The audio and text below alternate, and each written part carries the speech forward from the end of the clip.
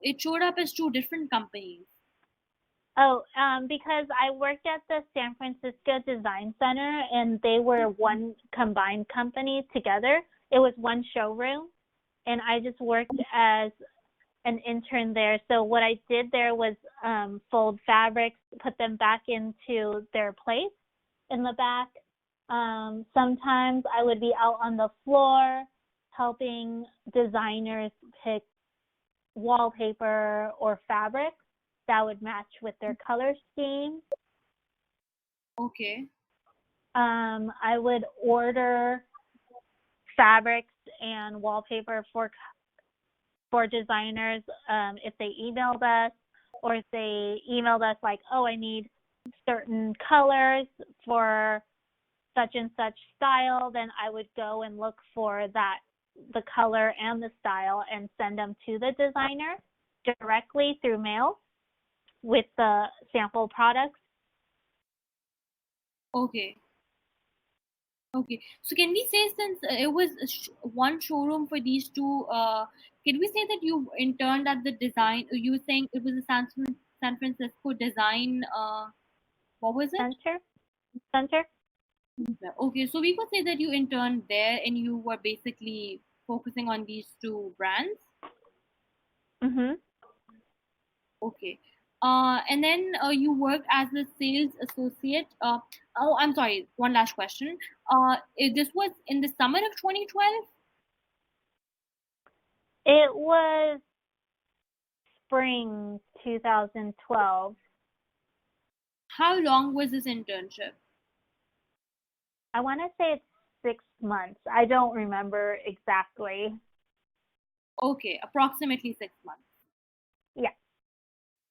And then you worked as a sales associate at the Restoration Hardware.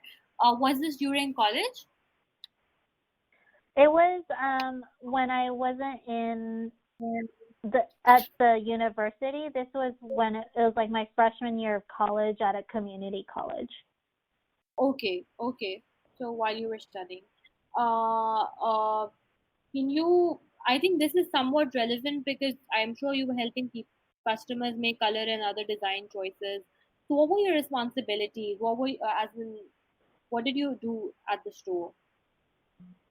Um, so I would just be a sales rep, do some, Okay, and then work in the front at the cash register. When it wasn't busy, I would just fold the towels so that they're in line and they match with all the other colors that are in that shelf. okay. So you're Um, taking care of the inventory mhm. and um, I mean, I didn't do much designing in that store. This is before Restoration had changed to a whole new different branding and look in their store because okay, now their store is more of a showroom gallery versus before it was an actual retail store space. okay. Did you maybe make any suggestions that maybe we should put this thing here, move this, that there, just to improve the overall look of the store or something like that?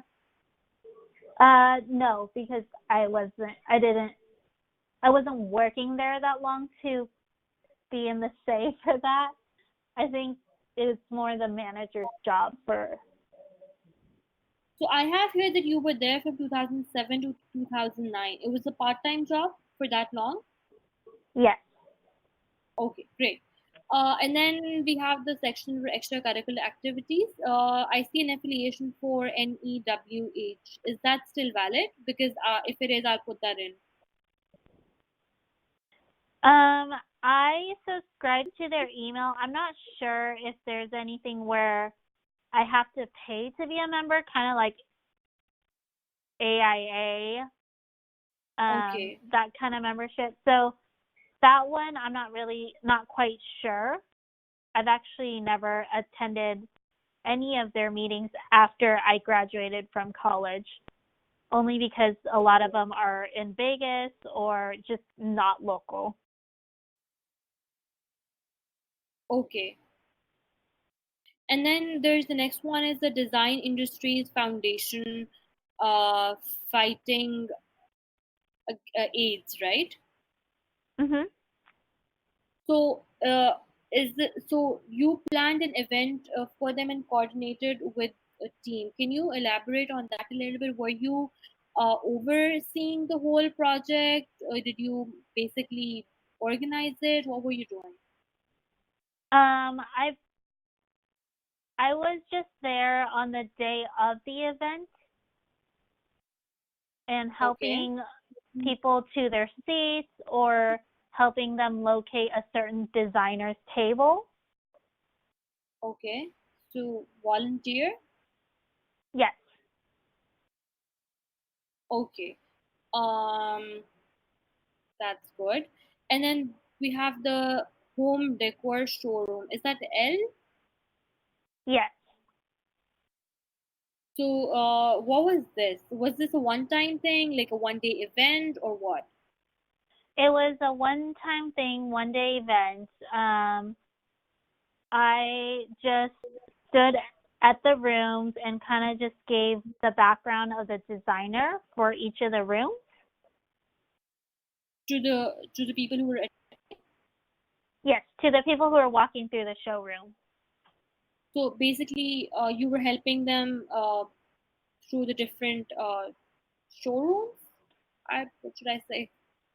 Different rooms, I guess, because it's a home showroom, I guess, designed by different designers. So each designer got a room and they got to design it according to whatever style they wanted.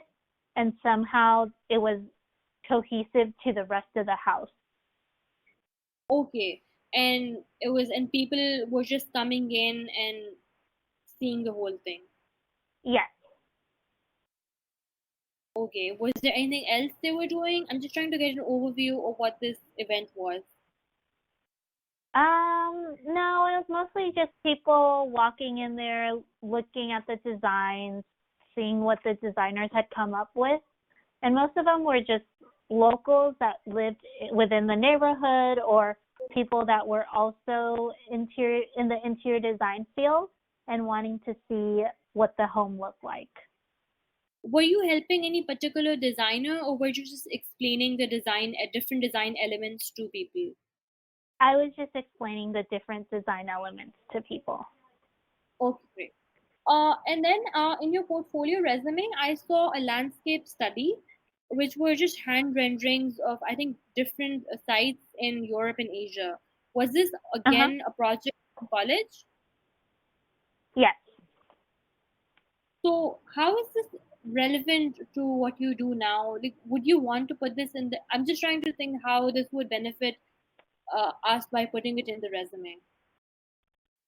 Um, I mean, I guess it doesn't really, it's not that relevant to interior design, but I have spoke with some recruiters and they said that I should keep it in there only because it shows that I have hand rendering skills, and that's not Oh, very common that you see here nowadays because oh, okay. everything's computer generated or. So, when do you remember the year you did this? What class was this for? It was a landscape study and design class, and it was my senior year. Okay. Let me just open this because I think I had a question about it. Where is it? So, just stuff in wearing hats, and then where is it? Okay, here it is.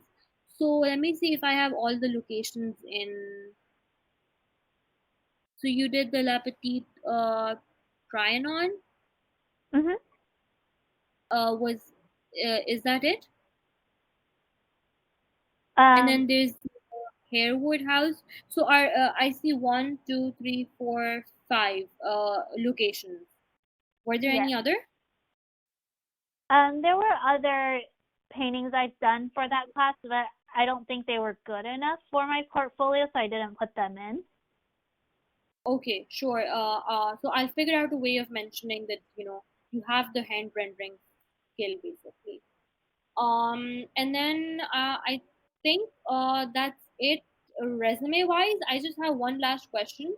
That if you went to an interview uh, for a job and they asked you what your three strengths were as an interior designer, what would you say? What my three, sorry, what was it? Three strengths? Strengths? Oh, okay. Yeah. Um, I would say knowing how to use the program Revit pretty well, because that's Okay. actually a new program within this century, I guess, because before people were doing a lot of hand drafting before. And so Revit is a skill that most interior designer companies look for, or architecture companies look for. Um, Revit and coming up with a concept for a Okay. certain style and having a practical space planning where I study how the space should be used according to their daily activities and how I think the space would function better if I were to study, what their daily activities were and what each of them do in that day, I guess. So I think for the third one, you mentioned before too that you like to go to that place and see how people function in that space basically, and then you basically come up with ideas. Mhm. Okay. Um, I think that's good. So with the Revit thing, I think we can say that you're tech savvy. You have a good knowledge and understanding and experience with all the software, basically the common industry software applications, which is I think the AutoCAD and then Revit and others. Mhm. Okay. That's it from me, I guess. If I have any other questions, I'll email you. But do you have any questions for me? No, I don't think I do. Oh, actually, once I get the resume from you, is there how would we go about it from there? Do we review it, or things that I would say, like, what if I need to change something on there, or how does this work? Oh yeah, yeah. So one of the great things about our service is that you can ask for edits as many times, and I'll work with you until you're satisfied with the resume. So don't worry about it. Okay. So what if I say the resume looks good and then I send it out, but I'm not like getting any interviews? What would we do then? Okay, so one of the other services that we offer is the resume distribution service, and and there's another one, the interview coaching service. So Okay. especially with the resume distribution, so our company they've been talking to over 3,000 recruiters and they have a lot of connections. So basically, what we do is, and we basically contact recruiters on your behalf in areas that you're interested in. So it's basically resume distribution service. We work with you to do that, and then there's also interview coaching, basically where career tuners provides a one-on-one coaching service where they conduct a mock interview, and then they critique you, and then they tell you, this is great, these answers were great, maybe you could basically they help you, coach you for job interviews and stuff. But Okay. especially, I don't think there should be. So if you're interested in those services, just let us know. Mhm. That's not an issue. But I also recommend basically the updating your LinkedIn profile, because a lot of recruiters now they get a lot of resumes, and then they use the LinkedIn to basically look up the people who've applied, and then to basically shortlist and eliminate candidates. So did you also purchase the LinkedIn service? I did not. Okay, so maybe you could think about it because so the resume I think is 400, and then Uh-huh. LinkedIn, if you purchase it with the resume, it's not 400, it's discounted to be 200. So the whole package comes out to 600. And usually clients do purchase both services together so that they can have an updated LinkedIn that's also very accomplishment based, in that has a very strong call to action to recruiters, because Uh-huh. LinkedIn is heavily used by recruiters in deciding and candidates. So So you how could would think the about. LinkedIn work? Like, I mean, my question is, what is the difference between having a well-written resume and having the LinkedIn? Because on the LinkedIn, can't you technically just write the same thing that's on your resume under your experience? Or what would you do differently? So a lot of people typically what they do is they just copy paste their resume bullets, but LinkedIn isn't is it's not a resume, right? It's basically a Mm-hmm. social networking site. So there has to be that element. So in a resume we don't write stories, right? The writing is very crisp, it's very professional and focused, and it's their style constraints and stuff like that. But with LinkedIn, so the summary section is where you really bring out your strengths. Like, how I asked you what your three strengths are. So if I were to Mm-hmm. write your LinkedIn, I would basically choose your three skills that which were very strong, and then I would use a different examples from the work you've done to showcase that I do this, that you've done this, and then there's a strong call to action that if you're interested, and then with each experience section, and then you can go in more detail. There's more flow to that writing, there's more structure to it. You can show your personality can basically reflect through it.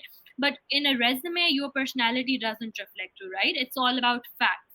So a LinkedIn Mm-hmm. is basically more of a it's more similar to a cover letter than to a resume. And people who use LinkedIn as a resume where they've just copy pasted the resume bullets, they don't, I guess, do as well, or they don't make the most out of their LinkedIn profile. So that's why when we for clients who purchase our LinkedIn services, what we do is Uh-huh. we don't copy paste the same thing. We work on each experience section, the summary. We write it very differently. Okay. So that So then I hope. that's something I can decide within this week whether or not I want to do it for that price. Sure, you can take your time, that's fine. Okay. And then if I decide to go with it, would I contact you or Fatima or I guess you can contact. Yeah, I think contacting Fatima would be best because she handles the operational side of things. I'll just work on creating the resume and the content for you. So you can contact her and you figure out the details, and then she'll let me know, and I'll just work on the LinkedIn to it. okay. And then for the LinkedIn though, is it something like I give you my password and email address or how would that work? So basically, for LinkedIn, we have a template, a Word document template, and Uh-huh. what you're supposed to write for each section, I'll copy paste that. I'll write it there, and then you just Uh-huh. basically, and we have pictures and screenshots to help you understand where everything goes. And so, all you have to do basically is you just have to copy and paste that paragraph in the relevant section. That's all. So you don't need to share Oh, your. Yeah, so we'll send you a Word document, which is basically a template with all customized answers for you, and then you just copy mhm. paste them. That's how it works. Oh, okay. Okay. Yeah, I will think about that and then I'll get back to you or Sure, no Fatima.